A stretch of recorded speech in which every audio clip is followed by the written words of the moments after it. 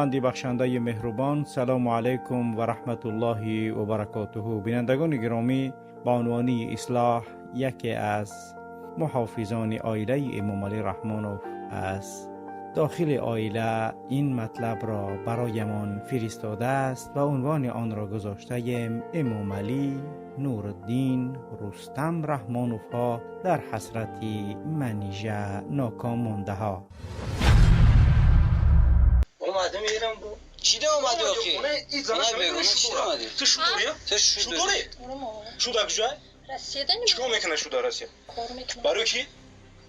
برای تو؟ این چی میکنه اینجا؟ یعنی نه اومدم موچه میخونه میرم. برای چی میاد نیست پیش آب نماز کنی؟ خیلی خشتونه.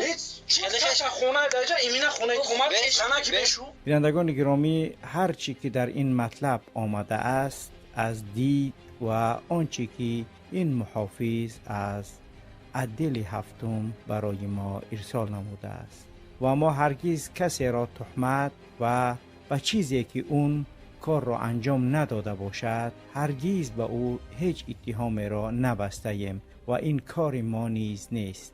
پس از تحقیقات زیاد این مطلب را تقدیم شما بینندگان گرامی می نماییم. سال 2014 توی پسری نورالدین اکای پرزیدنت اسلام رحمانوف که عین زمان رئیس ناحیه دنغره می باشد برگزار شد. در این توی ذکرالله ظفرچه و منیژه دولت آوازخوان‌های دعوت شده بودند، اما حافظه های به دعوت هم کم نبودند. برابر سر شدن توی پرزیدنت سخت مست شده بود. از اول توی تا آخر با یک تل خشب با نام حسینی انکداد رقص میکرد. وقتی منیژه دولت روی صحنه آمده به حافظی سر کرد، امشب به خاطر تهنیت این خانواده هنرمندان زیاد آمدند و حالا نوبت به ساز و نوا و هنرمند خوش صدا و خوش سیما بانوی هنر ستاره استرادای تاجیک منیژه دولت آورد. استفاده می‌کنم و بهترین خوشی‌های زندگی رو برایش تمنا میکنم و در آینده نه تنها نامبرداری بابای خود بلکه فخری تمام ملت تاجیک باشد. تشکر زیاد. تو مبارک شد.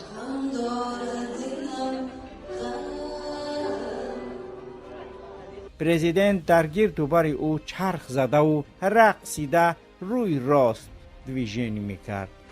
سال دیگه است. بازار کار کردی سالی؟ بله. اویلادار شدی؟ نه. حالی نه؟ حکه اوجاده ما دیگر بالیچکی کردن نمیتونیم دختر جان، فقط دوی نیک میکنیم که جو اول بگیری. هزار رحمت. نه بسیار نه بسیار.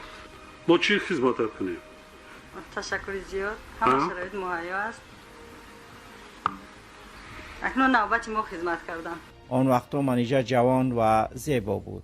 در اینجا از حضور زن و همه دخترها و خویش و تبارانش یک کمی رحمانوف استحاله میکرد، اما تا آخر مثل رقاصه در هوای سرودهای منیژه میرقصید. نزدیک های ساعت 12 شب وقتی منیژه با شخصی که او را با ماشینش آورده بود مصلحت رفتن میکرد که امام علی رحمانوف از رقص برآمده مثل آن که رشک میکرده باشد آمده در رو برو با منیژه نشسته میپرسد که با این بچه چی مصلحت دارید؟ منیژه از ترس میگوید که یک دعا میدادید ما به خانه بر میگشتیم. رحمانوف که سخت مست بود میگوید که من ملا نیستم که دعا بتیم. بعد منیژه دفعتا میگوید که رئیس اگر اجازه دهید ما بر میگشتیم. باز پرزیدنت با قهر به منیژه میگوید که رئیس در کلخوزه، من رئیس نیستم. دیگر منیژه ناعلاج مانده خاموش می ایستد. در این وقت اطراف آنها را تمام چاپلوسکان و خوش آمدگویکان گوریکان رحمانوف جمع شده امیر شامر علیف که با کلیشکه قنغزی سیاه معروف است و حسن، محمد سعید عبیداللهیف، مرادی تیلخ و دیگر گوریک هایش به نزدش جمع می شوند. وقتی رحمانوف می بیند که بالای میز آوازخوانها یگان چیزی نیست، در رو گپ را دیگر طرف برده می گوید که ای ستولی حافظا هیچی نداره کو. سرازو پروپر می شود و بالای استول را از عرق و کنیک و گزک و میوگی و کالا پر میکنند و زود عرق میریزند و با منیژه و با جوانی که راننده اش بود میریزند. منیژه به رحمانوف میگوید که من پیاده ام از این چیزا، یعنی از عرق خوری. پرزیدنت با یک عذاب غضبش را نگاه داشته میگوید که سوارت میکنیم اگر پیاده باشی و با او میگوید که توی تو سحر هیچ جا نمیرای، با یک بار دیگه میخونی بعد اوسشا میبینیم. یگان توی دیگر است؟ نه وای نکن. دو سر دیگر دیسیر قطی با جا میدیم. اما جا نداریم اینجا نمیرم. گفته بکلی عرق باز می نوشد و باز برقص می درآید رحمانوف. منیژه بعد زفرچه یک بار دیگر می خواند. در وقت دمگیری قادر کجلایف شفیار پرزیدنت که فعلا نسبش را کجلایف تغییر کرده است به محمدیف یا محمدی زاده به نزد منیژه آمده میگوید که امشب همراه کلان باید بیمونی در دنغره، جایتان را تیار کردند، یعنی باید با امام علی رحمانوف خوب دیگر هم خوابه شوی.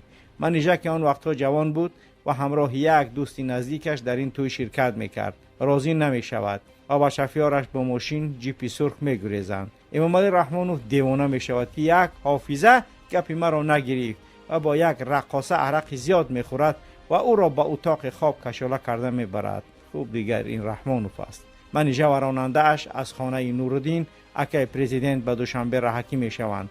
وقت آنها به نزد دهه آقسو می رسند از قفا با یک لکسوس سفید سیاه شیشه 470 و با نامر حکومتی ارته آمده آنها را منع می کنند. در سر چنبر فرمان ماشین راننده اش ظفر از دنغره و در نشستگاه بر راننده به اختیار نرک بیزنس کلابی که محافظ رستم هم گفته خود را معرفی می کرده است. بعد آن در میلیسه آگاسای جمهوری ریاست محافظت مؤسسه های دولتی کار می کرده است و یک وقتهای شبنم تاجدین را زن دوم گرفته بود و در نشستگاه قفا رستم امام علی که آن زمان هنوز 17 ساله هم نبود نشسته بودند. رستم امام علی براننده منیژه اشاره منع فرموده و منیژه را میگوید که فرآمده با ماشین ما سوار شو.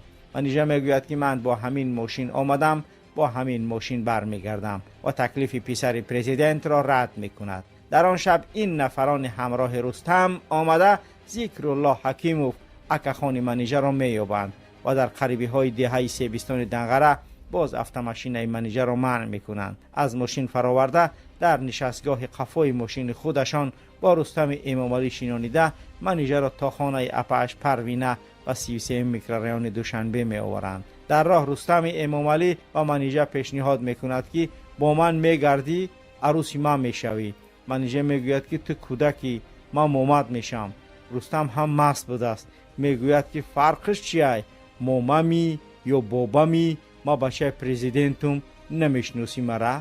وقتی از این نفر پرسیدم که رستم بابا میگوید، برایم باز چند فکت های دیگری را نقل کرد که زبان تاجیکی را با شکل باید و شاید رستم صحبت کرده نمیتواند. خوب دیگر آنجای خودش. مسئولیت بلند با دولت و خلق تاجیکستان صادقانه خدمت میکنند. اما منیژه سخن او را نیز رد میکند. برای همین پرزیدنت لیچ سپارش میدهد که منیژه در یگان تلویزیون برآمد نکند تا آمدن نکلینی نغلطه در پیش ما. چنان منبع افزود همیشه روی خط حافظه ها را در کنسرت های دولتی و رادیو تلویزیون به نزد رحمانوف میبرند و با پرزیدنت حتما آنها را نشان میدهند و خودش آن لیست را میبیند که در آن کیها هستند. وقتی نام منیژه دولت ها را میبیند با خشم میگوید بگیرین دفعش کنین این خنچقه. اما یک گفتنی دارم که تایی که بخیر شما در روی استیج میین و با مردم افغانستان هنرنمایی میکنین و آهنگایتون رو تقدیم میکنین، میشه کدام گفتنی کوتاه داشته باشین؟ تلویزیون تو رو در خدمت شماست. هنرمند به جز آنی که سرود تقدیم میکند دیگر چیزی ندارد. اکنون آن طرفش به قضاوت شماست بینندگان گرامی که یک حافظه را هم پرزیدنت و هم پسر پرزیدنت در یک شب میخواهند تجاوز کنند. بعدتر همان راننده منیژه را که جمشید نام دارد با سپارش شخصی رحمانوف با واسطه عبدالفتاح غایب در سال 2010 بیگناه با مهلت 12 سال محکوم به زندان کردند، فقط به خاطر آن که وی آدم نزدیکی منیژه بوده است. در اساس دستور سپارش‌های اساس‌الامور صلح و وحدت ملی پیشوای ملت با هدایت و دعای نیک پیشوای ملت با سپارش‌های پیشوای ملت اساسگزار صلح و وحدت. خوب بینندگان گرامی دیدید که این